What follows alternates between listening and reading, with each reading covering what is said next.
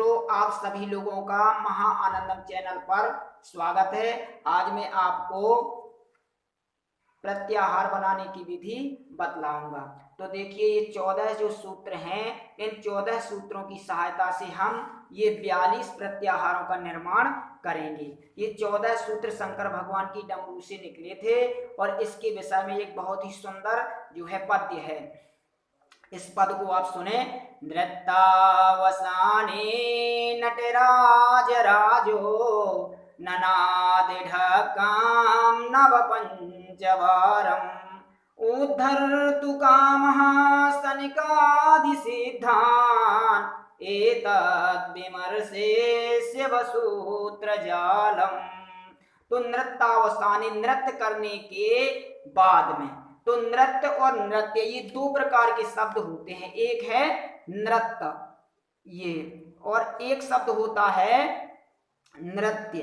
तो ये इस प्रकार से, तो नृत्य का अर्थ होता है जो भाव और विभोर में, भाव और विभोर में, भाव विभोर से जो किया गया नृत्य, उसको बोलते हैं नृत्य। और नृत्य यानी गीत, वाद्य, संगीत आदि के माध्यम से किया गया नृत्य, उसको नृत्य कहते हैं। तो शंकर भगवान एक बार भाव विभोर होकर के नृत्य करने लगे। तो नृत्य करने के बाद में नटराज भगवान शिव ने अपनी डमरू बजाई। तो ननाद ढक्काम नव पंचबारम, उन्होंने 9 और 5 यानी 14 बार डमरू बजाई। तो उनकी डमरू के माध्यम से जो ध्वनि निकली, तो उद्धर तुकामः सनकादि सिद्धान, तो उनकी जो है सनकादि ऋषियों की सिद्धि के लिए उन्होंने एतद् विमर्शे शिव सूत्र जालम, इन 14 सूत्रों की रचना की। तो ये 14 सूत्र जो है आप समझ लें। आई उण रिलृक एओं ऐऔच हैवरट लण यमगणनम झवय घड़धस जबगड़धस खप चढ़त चढ़तौ कपय सससर हल। ये 14 सूत्रों की सहायता से हम ये 42 प्रत्याहारों का निर्माण कर सकते हैं। तो चलिए हम पहले आपको प्रत्याहार बनाने की विधि बता दें। एक है आदिरंतेन सहेता, यानी आदि के अक्षर से लेकर के और अंत तक के अक्षर तक, जो अंत्य इत है यानी हलंत है, वहां तक के वर्णों को गिनना है। तो अब हम देखते हैं, जैसे अक है, तो ये अक प्रत्याहार कैसे बनता है। तो हमने पहले अक लिखा। अब यहाँ जहां भी 14 सूत्रों में जहां आ हो वहीं से हम प्रारंभ कर देंगे। तो यहाँ अयोण में आ है, तो हमने इस आ को लिख लिया। तो हमने आ, ई, उ और ड़ा ना लिखेंगे क्योंकि ड़ा अपना हलंत है। इसके बाद अब आ जाएंगे री लरी, तो हमने री और लरी। अब इसके बाद रिलृक का है वो आ गया। तो हमारे अक प्रत्याहार में पहला वर्ण आ और लास्ट का वर्ण जो का है वो हलंत है, यहीं तक जो रहेगा, यानी आ, ई, उ, री, लरी, ये 5 वर्ण अक प्रत्याहार में आते हैं। चलिए अब हम दूसरा प्रत्याहार देखते हैं। दूसरा प्रत्याहार है अच। तो अच कैसे बनता है। तो हमने अच प्रत्याहार को देखा कि आ कहाँ है, अच। तो अच में ये देखते हैं कि आ कहाँ है। तो अयुण के आ, अयुण में आ है, तो यहीं से गिनना प्रारंभ कर देंगे। तो आ, ई, उ ना लिखेंगे क्योंकि ड़ा जो है इत संज्ञक है। इसके बाद आ जाएगा री और इसके बाद री और का भी इत संज्ञक है, इसको छोड़ देंगे। अब आया ए और ओ, इसके बाद जो है अंग इत संज्ञक है और इसके बाद आई और औ। ये चा जो है अपना हलंत वर्ण आ गया जो कि अच में लिखा है चा। तो हमने अयुण के आ से लेकर के अयौज के चा के पहले चा तक हमने गिने और चा को ना लिखेंगे क्योंकि हलंत वर्ण की गिनती नहीं होती है, केवल वर्ण के समूह बनाने के लिए ही रखे गए हैं। तो इसमें कितने वर्ण हैं गिन लेते हैं। आ, ई, उ, री, लरी, ए, ऐ, ओ, औ, अर्थात ये 9 वर्ण हैं। तो ये 9 वर्ण का जो है अच प्रत्याहार होता है। और अच प्रत्ययों को अचः स्वराह भी कहते हैं क्योंकि अच प्रत्याहार में जितने वर्ण आते हैं संस्कृत में उतने ही मात्र स्वर हैं। अच्छा, अब हम देखते हैं जैसे कि एक प्रत्याहार कैसे बनता है। तो हमने पहले एक प्रत्याहार को देखा, तो इसमें लिख लिया एक, तो हम एक लिख लिया एक। अब हमें ये देखना है कि एक कहां से प्रारंभ है सूत्रों में, तो अयण में ई है, तो हमने इसी को जहां से प्रारंभ हो जाएगा पहला वर्ण वहीं से हमको गिनना है, ये ध्यान रहे। तो अयण में आ ई है, तो ई से गिनना प्रारंभ करेंगे, तो ई, इसके बाद ऊ, ला को ना गिनेंगे क्योंकि हलंत है, और इसके बाद री और ली और का, ये है बुक्का ना गिनेंगे क्योंकि का अपना हलंत है। तो ई ऊ री ली, ये चार वर्ण जो हैं एक प्रत्याहार के अंतर्गत आते हैं। तो अब जो है, अब इसी प्रकार से हम देखते हैं कि अयण, अयण रीलृक एवं अयौज, यानी वर्ण के ये 14 सूत्रों में ऊपर के जो 4 सूत्र दिए गए हैं इनसे स्वरों का विकास हुआ, यानी इनसे स्वर जो है स्वर का निर्धारण किया गया। इसके बाद आता है हैवरट लण, यानी तो अब इसी के साथ हमने जो है, मान लीजिए अब हम एच प्रत्याहार देखते हैं। तो एच प्रत्याहार देखा, तो एच, तो हमने एच लिखा एच, तो एच प्रत्याहार कहां से बनता है।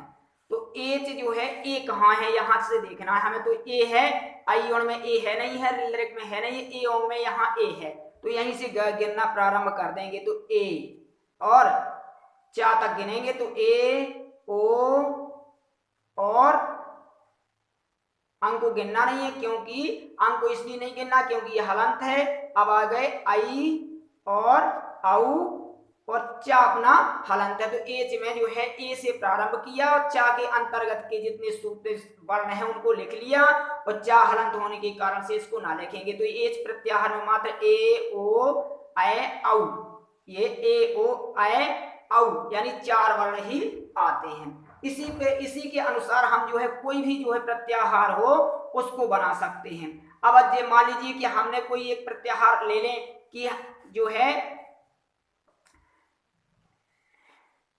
अब हम इण प्रत्याहार को लेते हैं। तो इण प्रत्याहार को मान लीजिए लिया, तो ई ओणा, ये इण है।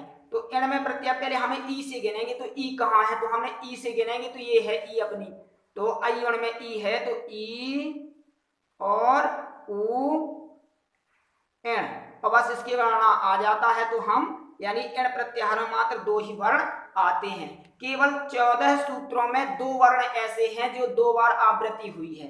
एक तो हा की 2 बार आवृत्ति हुई है, जैसे एक यहाँ है हैवरट में 5वें सूत्र के 5वें अक्षर में, और यहाँ जो है सूत्र के 14वें अक्षर में हा वर्ण आया है। इसी प्रकार से ऋणा भी 2 बार आया है, एक अयण के इसमें भी आया है और एक ये लण में भी आया है। तो कहीं कहीं जो है ऋण शब्द अगर लिखा होता है तो हम आ से लेकर के लण तक की ऋण तक गिनते हैं, और अगर नहीं लिखा है तो हम केवल आ से लेकर के अयण के ऋण तक ही गिनते हैं। अब हम कोई एक प्रत्याहार और देख लें, जैसे मान लीजिए हमने ये देखा कि जस प्रत्याहार कैसा होता है। तो जस प्रत्याहार को हमने देखा, तो ये है जा, जस, तो हमने ये है कि जस में ये जा अपना जहां वर्ण होगा वहीं से प्रारंभ करेंगे। तो हम देखें अयण रीलृक एओंग अयौच हैवरट लण यम गणनम झवय घड़दस जा, यहां मिल गया, यानी 14 सूत्र के 10वें सूत्र में जा मिला, तो यहीं से प्रारंभ कर देंगे। तो हमने जा को किया, इसके बाद जा बा को लिखा और गा को लिखा, इसके बाद जा बा गड़ दस, तो डा को लिखा और दा को लिखा। इसके बाद जो है हमारा सूत्र में जस में ये सा हलंत है और ये आ गया।